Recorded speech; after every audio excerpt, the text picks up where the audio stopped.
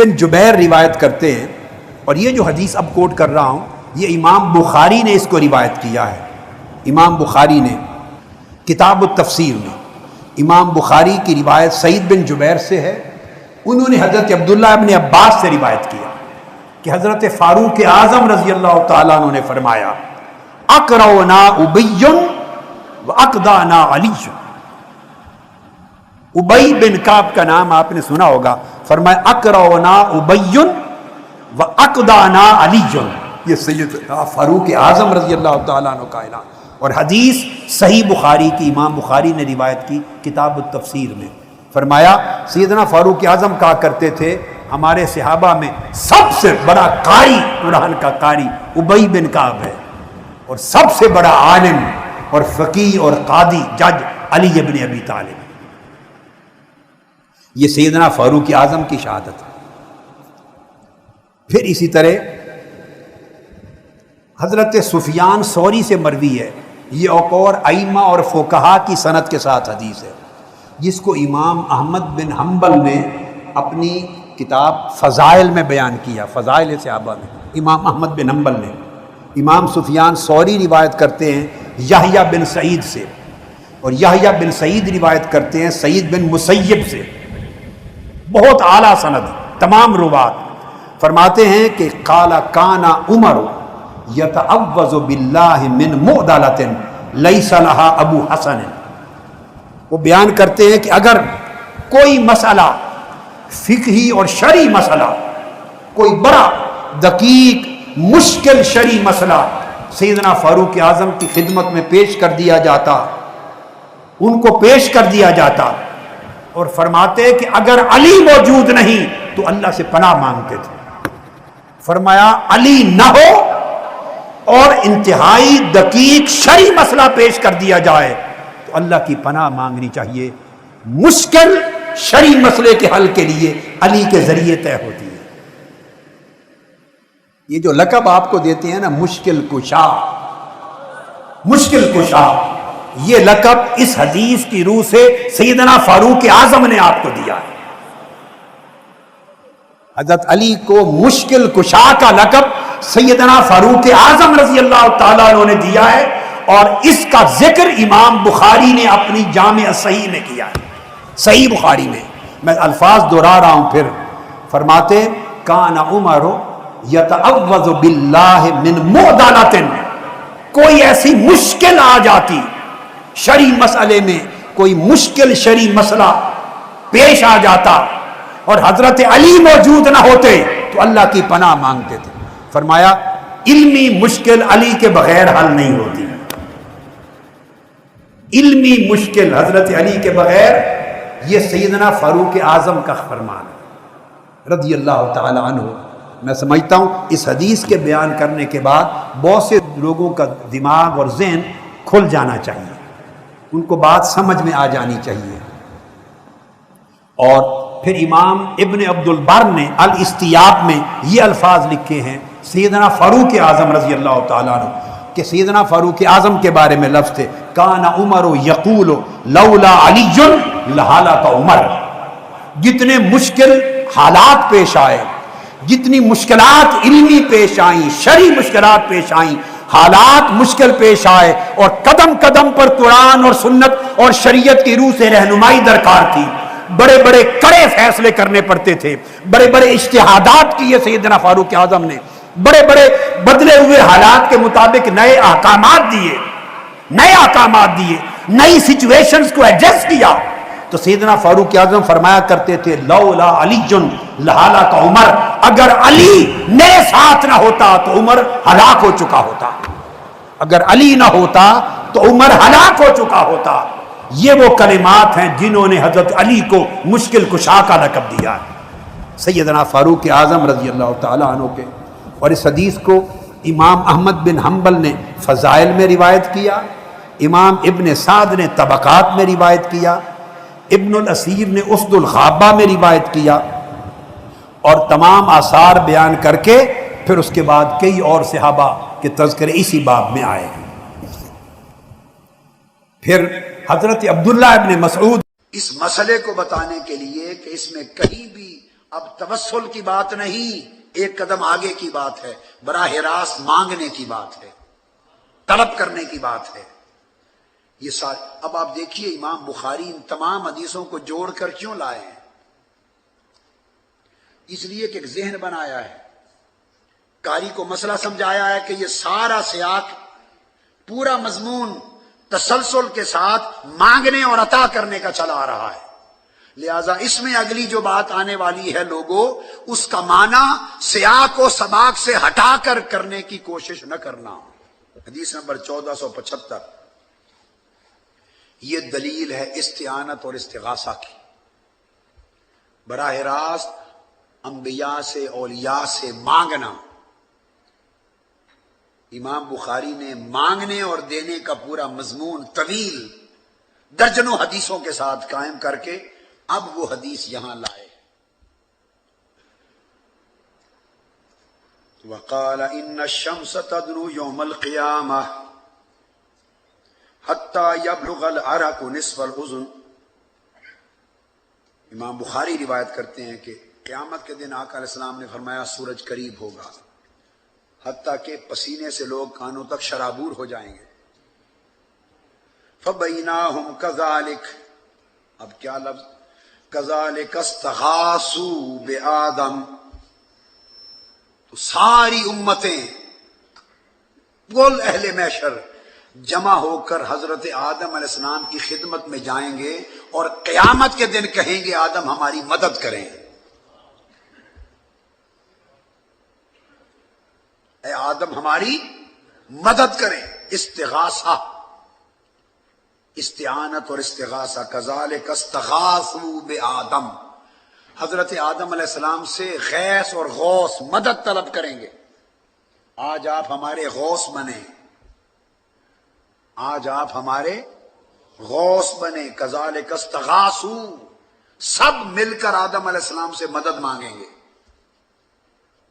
اب سوال پیدا ہوتا ہے، اتنا بڑا اجماع کائنات کی تاریخ میں کسی مسئلے پہ نہیں ہوا جتنا اجماع انبیاء سے مدد مانگنے کے مسئلے پر ہوا۔ اس اجماع میں کل انبیاء بھی شریک، سب انبیاء کی امتیں شریک، کل اولیاء شریک، کل صحابہ، کل اہل بیت، کل امام، ساری دنیا جو روز محشر جمع ہوگی، کل امتیں۔ اتنا بڑا ایک ہوتا ہے اجماع امت، ایک ہے اجماع صحابہ، ایک ہے اجماع امت، یہ ہے اجماع امم۔ ساری امت کا اجماع ہو تو واجب رد نہیں ہو سکتا اور حکم قطعی پر دلالت کرتا ہے، فائدہ دیتا ہے۔ اور اگر اجماع الامم ہو، کل امتوں کا اجماع ہو، حضرت آدم سے لے کے امت محمدی تک ساری امتوں کا اجماع ہو، تو اس کی قطعیت کا عالم کیا ہوگا؟ بات کو سمجھ، ایک امت کا اجماع ہو تو قطعی ہو جاتا ہے، اور اگر کل امم کا، ساری امتوں کا اجماع ہو تو اس کا حکم کیا ہوگا؟ اور پھر ایک ہے مدد مانگنا، یہاں پر اللہ رب العزت عرش پر جلوہ افروز ہے، قیامت کا دن ہے، سورج سوا نیزے پر ہے، حساب و کتاب شروع ہونے والا ہے، رب کائنات خود عرش پر کرسی پر جلوہ افروز ہیں، اور یہ مدد اللہ کے نبی سے مانگی جا رہی ہے۔ کہاں پر؟ اللہ کے سامنے۔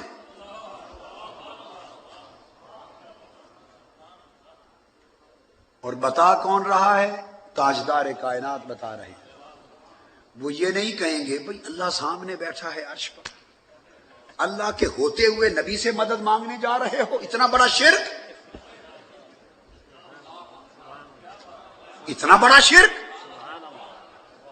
قیامت کے دن اگر یہ شرک ہے تو کل امت مشرک ہو گئی، معاذ اللہ، استغفر اللہ۔ اتنا بڑا شرک، خدا سامنے عرش پر جلوہ افروز ہے، اور تم یہی مدد اللہ سے مانگ لو، جا کر ہاتھ جوڑ لو، سجدے میں گر جاؤ، باری تعالیٰ معاف کر دے، جلد حساب و کتاب کر لے، جل کے ختم ہو رہے ہیں، اللہ سے مدد مانگ لو۔ مگر یہ توفیق ان سب امتوں کو نبی سے مدد مانگنے کے لیے اور نبی کے دروازے پر جانے کی توفیق کس نے دی؟ یہ شعور کس نے دیا؟ یہ توفیق کس نے دی؟ اس کو بیان کس نے کیا؟ تو جب کوئی عمل حضور علیہ السلام کے نبی کے سامنے ہو اور حضور منع نہ فرمائیں تو اس کو اصطلاح محدثین میں سنت تقریری کہتے ہیں۔ حضور علیہ السلام خود فرمائیں تو اس سنت کو سنت قولی کہتے ہیں، اگر عمل کریں اپنے ہاتھ سے تو اسے سنت فعلی کہتے ہیں، اگر کوئی اور کام کرے اور آقا سامنے ہو منع نہ فرمائیں تو اسے سنت تقریری کہتے ہیں۔ اگر تو حضور کے سامنے عمل ہو اور حضور منع نہ کریں وہ تو بن گئی نبی کی سنت تقریری، اور ساری امتیں مل کر نبی کا دروازہ کھٹکھٹا رہی ہوں اور کہہ رہی ہوں کہ مدد کریں، اور اللہ کے سامنے ہو رہا ہو اور اللہ منع نہ کرے، تو خدا کی سنت تقریری بنی یا نہیں بنی؟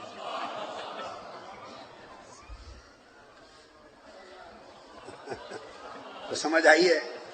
ہم بہت سی باتیں ایسی کر دیتے ہیں التیقن، جو بہت سے لوگ سمجھتے ہیں، کہنے کی جرت نہیں کرتے، ہمت نہیں کرتے۔ جب اللہ کے سامنے ہو رہا ہے، پیغمبر کے دروازے پر جا رہے ہیں، ایک حدیث ہے جس میں الفاظ آئے ہیں کہ وہ عرض کریں گے کہ اے آدم اللہ کی بارگاہ میں شفاعت کریں، وہ استشفاء ہے۔ وہ کیا ہے؟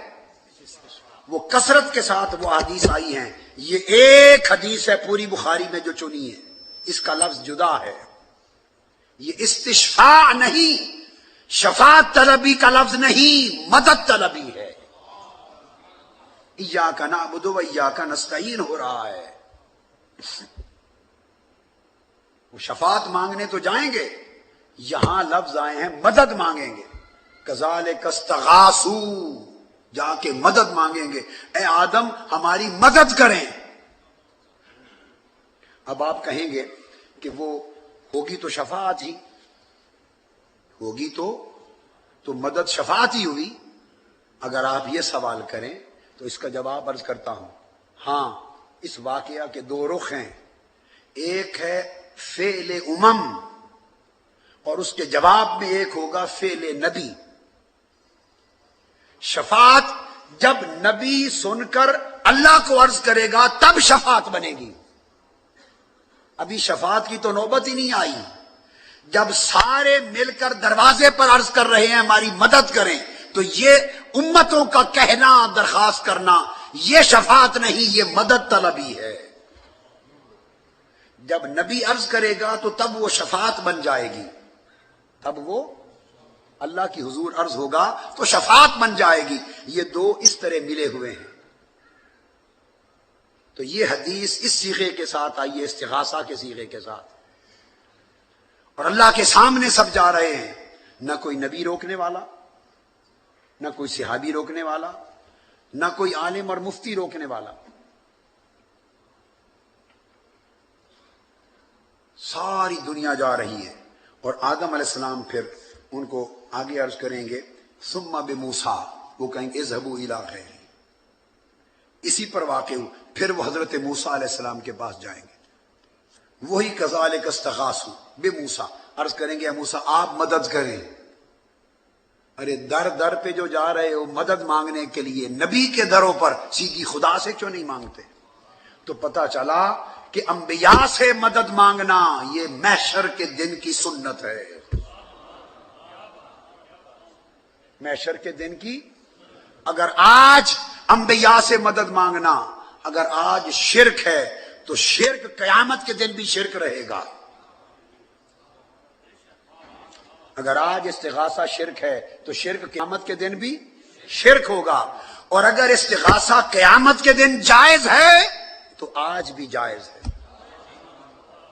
جب اللہ کے سامنے جائز ہے قیامت کے دن تو آج کیوں نہیں جائز؟ یہ سنت انبیاء، سنت امم۔ پھر اس کے بعد کیا ہوگا؟ ثم بموسیٰ، وہ بھی کہیں گے آج آقا کی بارگاہ میں جاؤ، تو آخر پہ در مصطفیٰ پہ لایا جائے گا۔